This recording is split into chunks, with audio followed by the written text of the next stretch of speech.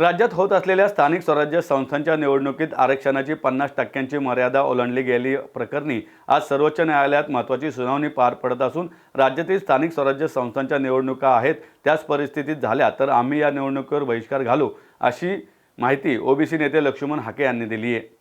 महात्मा फुले यांच्या 135व्या पुण्यतिथीनिमित्ताने ओबीसी नेते लक्ष्मण हाके यांनी आज महात्मा फुले वाड्यात महात्मा फुले यांच्या प्रतिमेला पुष्पहार अर्पण करून अभिवादन केलं। यावेळी ओबीसी नेते लक्ष्मण हाके म्हणाले की शासन आणि निवडणूक आयोग बेजबाबदारपणे वागत आहे। राज्य सरकार सुप्रीम कोर्टाकडे लक्ष द्यायला तयार नाही। बांटिया समितीने जी माहिती संकलित केली आहे आणि त्यांनी आकडेवारी जी दाखवली आहे त्याला आमचा विरोध असेल। ओबीसी आरक्षण कमी झालेलं आम्हाला चालणार नाही। जर आरक्षण कमी झालं तर ओबीसी समाज निवडणुकीवर बहिष्कार घालेल असा इशारा त्यांनी यावेळी दिला। मराठा आंदोलक मनोज जरांगे पाटील यांच्याबाबत हाके यांना विचारलं असता ते म्हणाले की मनोज जरांगे हे प्रगल्भ पंडित आहेत। आज त्यांची पाकिस्तानमध्ये खूप गरज आहे। जरांगे व्यवसायात जाऊन काय करणार आहेत? त्यांची UNO-मध्ये नेमणूक करावी असा टोला त्यांनी यावेळी लगावला आहे। हे बघा, शासन आणि निवडणूक आयोग बेजबाबदार पद्धतीनं वागतोय।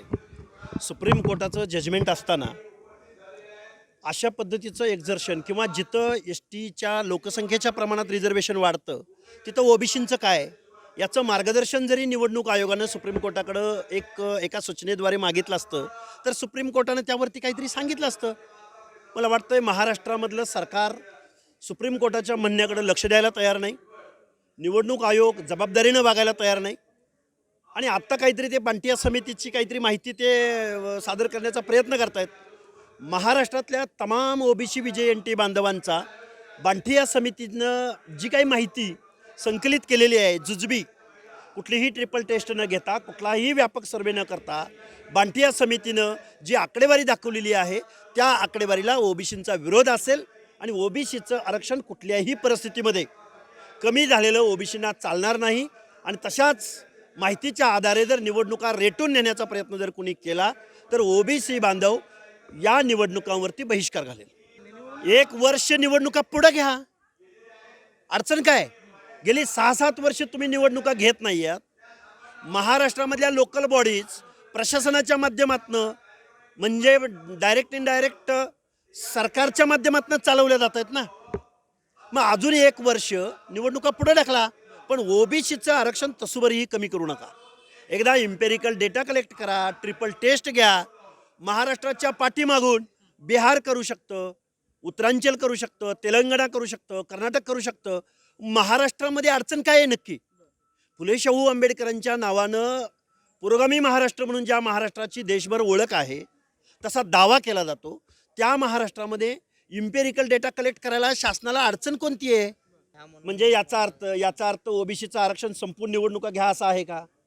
या महाराष्ट्रामध्ये 50 ते 60% ओबीसींची संख्या आहे।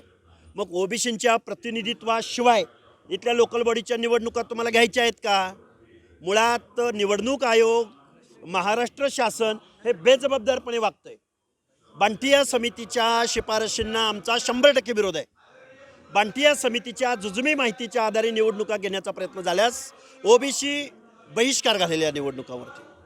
आज काय निर्णय येणार तुम्हाला काय वाटतं? निर्णय हे बघा, ज्या आदिवासी बहुल जिल्ह्यामध्ये जिथं पेसा ॲक्ट लागू आहे, जिथं आदिवासींचं आरक्षण 50%च्या आसपास जातं, तिथं त्या संदर्भात अपवादात्मक परिस्थितीमध्ये कोर्टाचं एखादं लार्जर बेंच बसलं पाहिजे। नुसता इम्पेरिकल डेटा कलेक्ट करूनही चालणार नाही, त्याच्यावरती घटनात्मक दुरुस्त्या झाल्या पाहिजेत तरच याच्यावरती निर्णय होऊ शकतो। त्यामुळे अशा पद्धतीचं काम करायला महाराष्ट्र शासन तयार नाही असं आम्हाला वाटतं। हे बघा, जरांगे नावाचा एवढा प्रगाढ पंडित, एवढं ज्ञान असणारा माणूस, उद्योगपती काय, मनोज जरांगेची आजच्या घडीला पाकिस्तानमध्ये खूप आवश्यकता आहे की तिथं इम्रान खानच्या बाबतीमध्ये ज्या बातम्या येत आहेत, किती ज्ञानवान माणूस आहे तो।